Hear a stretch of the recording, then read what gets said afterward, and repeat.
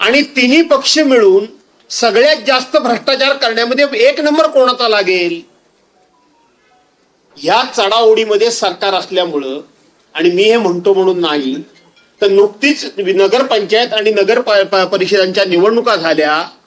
सरकारी पक्षातले, सत्ताधारी पक्षातलेच आमदार आणि नेते एकमेकावर कसे आरोप करत होते, एकमेकाचे चोरीचे पैसे, ते पैसे कशा पद्धतीनं शूटिंग करून अख्ख्या देशाला दाखवत होते, हे तुम्ही स्वतः बघितलं, तुमच्यासारख्या लोकांनी सुद्धा बघितलं. त्यामुळं आम्ही संख्येनं कमी असलो तरी पाप ह्यांची एवढी मोठी आहेत, भ्रष्टाचार यांचा एवढा मोठा आहे की जो भ्रष्टाचारामध्ये सुप्रीम कोर्टाला सुद्धा हस्तक्षेप करावा लागला. सुप्रीम कोर्टाला सुद्धा यांनी दिलेल्या वर्क ऑर्डर कॅन्सल कराव्या लागल्या आणि त्यामध्ये 3-4 कोटी रुपये एका कामाच्या टेंडरमध्ये डिफरन्स निघाला. यातून यांचा भ्रष्टाचार किती मोठा आहे. आणि तो जर घटनात्मक दृष्ट्या विरोधी पक्ष नेतेपदे घटनात्मक दृष्ट्या पद आहे. काय रे, बॅटरी डाऊन झाली की काय?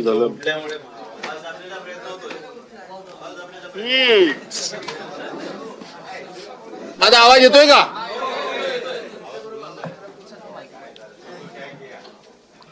नाही, त्याची बॅटरी डाऊन झाली. आणि म्हणून विरोधी पक्ष नेतेपद हे घटनात्मक पद आहे. आणि ते जर घटनात्मक पद आपण जर त्या ठिकाणी त्याची नेमणूक केली तर आपली अनेक पाप ही बाहेर येतील आणि ती येऊ नयेत. आज 2 उपमुख्यमंत्री आहेत. घटनेमध्ये कुठेही उपमुख्यमंत्री नेमण्याची तरतूद नाही, कायद्यामध्ये नाही, नियमामध्ये नाही. जे कॅबिनेट मंत्री असतात त्या मंत्र्यांना जो दर्जा असतो त्याच्या पलीकडे उपमुख्यमंत्र्यांना काहीही विशेष अधिकार आणि दर्जा नाही. परंतु यांची स्वतःची राजकीय व्यवस्था होण्याकरता म्हणून यांनी ती पद मात्र नेमली, पण विरोधी पक्ष नेतेपद नेमायचं नाही. आणि म्हणून अशा पद्धतीच्या लोकशाही न मानणाऱ्या सरकारबरोबर, संविधानाचा ठायी अपमान करणाऱ्या सरकारबरोबर, कुठल्याही प्रकारची लोकशाहीची मूल्य न पाळणाऱ्या सरकारबरोबर आम्ही चहापानाला का जावं? कशा करता जावं? चहापानाला जाण्याचा अर्थ असा आहे की विरोधी पक्ष नेत्यांची काही म्हणणी असतात ती सत्ताधारी पक्षाने ऐकून घ्यावी लागतात. विरोधी पक्षाचे काही प्रस्ताव असतात जे लोकहिताचे असतात, जनहिताचे असतात, लोकांचे असतात, शेतकऱ्यांचे असतात. त्यावर आमच्याशी चर्चा करावी आणि चर्चा करून त्यातले कुठले मुद्दे आम्ही सोडवू शकतो आणि कुठले मुद्दे आम्ही सोडवू शकत नाही, या संदर्भामध्ये विरोधी पक्ष आणि सत्ताधारी पक्षांनी एकत्रितपणे दिलखुलासपणे चर्चा केली पाहिजे आणि अधिवेशनाला सामोरं गेलं पाहिजे.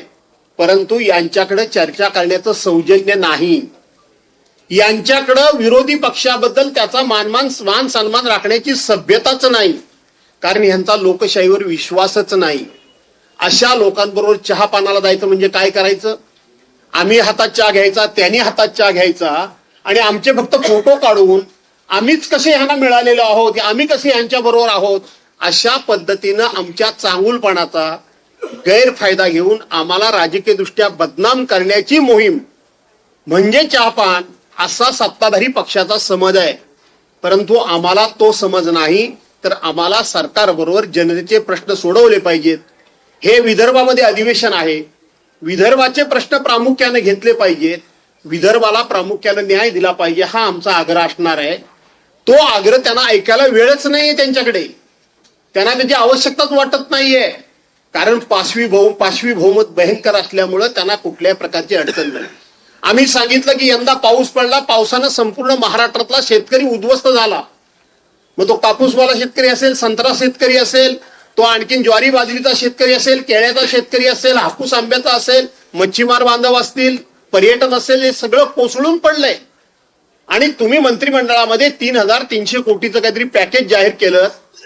आमचा आग्रह हा होता की या पॅकेज बद्दल फ्लोअरवर चर्चा झाली पाहिजे, कारण फ्लोअरवर चर्चा होणं आणि त्या ठिकाणी आश्वासन देणं हे सरकारला बंधनकारक असतं. बाहेर कुठलीही घोषणा केलेली सरकारला बंधनकारक नसते. आणि म्हणून सरकारला या चर्चाच नको आहे, लोकांना फक्त आणि फक्त फसवायचं. उद्धव साहेबांच्या कारकिर्दीमध्ये कोरोनाच्या कारणास्तव काही योजना बंद झाल्या म्हणून हे बंदी सरकार म्हणून सांगत होते, स्टे सरकार सांगत होते, स्थगिती सरकार सांगत होते. आताच माझे सहकारी विजय वडट्टीवार यांनी 50 योजना वाचून दाखवल्या. 50 योजना म्हणजे गरीबाच्या पोटची शिवभोजन थाळी सुद्धा योजना यांनी बंद केलेली आहे. 8 महिने झाले लोकांना त्याचं अनुदान मिळालेलं नाही. आणि मग आता हे स्थगिती सरकार आहे ना, तर काय सरकार? प्रत्येक योजनेला तुम्ही या ठिकाणी स्थगिती दिलीत. आज तुम्हाला मी सांगतो, पूर्वी चर्चा अशी व्हायची की पूर्ण महाराष्ट्र हा विदर्भावर अन्याय करतोय, विदर्भाचा बॅकलॉग वाढवतोय, विदर्भाला न्याय दिला पाहिजे अशी चर्चा व्हायची. पण आज यांनी अर्ध राज्य विकलांग केलेलं आहे. अर्ध राज्य 2022 साली उद्धव साहेबांची शिवसेना फोडून यांचं सरकार आलं, त्या दिवसापासून जे लोक म्हणून आम्ही विरोधी पक्षामध्ये राहिलो, मग कोण काँग्रेसचे राहिले असतील, राष्ट्रवादीचे राहिले, तर आम्ही उद्धव बाळासाहेब ठाकरेंचे राहिलो. आमच्या मतदारसंघामध्ये 1 रुपयाचा निधी नाही, 1 रुपयाचा निधी नाही. आणि यांच्या